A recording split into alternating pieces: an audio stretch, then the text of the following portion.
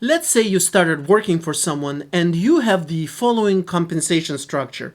You receive a set salary or a set hourly wage, and in addition, you receive some type of commission or some other type of incentive compensation that will depend on your performance, on how well you do. So you start working, things are going great, you feel like you're doing well, and you earn a lot of that potential incentive compensation.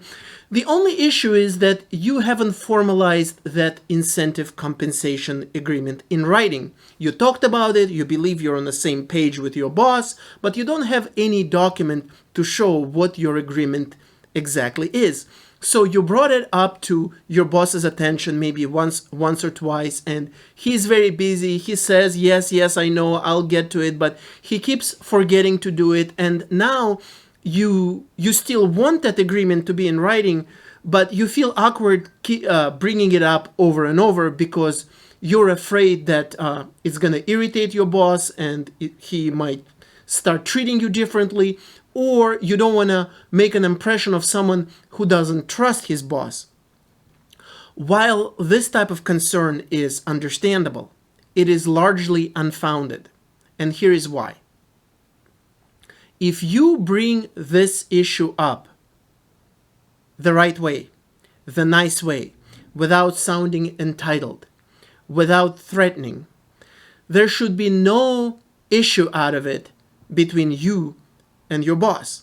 There's a big difference between coming to your boss and saying, hey, you better give me that agreement, or I'm going to run to court, or I'm going to run to the Department of Labor and I'm going to complain that you're violating the law. Or, hey, I asked you twice or 3 times already. How many times do I have to ask to get this document? That's not the right way to ask. The right way to follow up and remind your boss that you guys need to sign this document is to say, hey, just checking on the status of this document. Just wanted to see, will you have a moment tomorrow? Will you have a moment next week? Maybe we can set aside 10-15 minutes specifically to go over agreement and get it signed.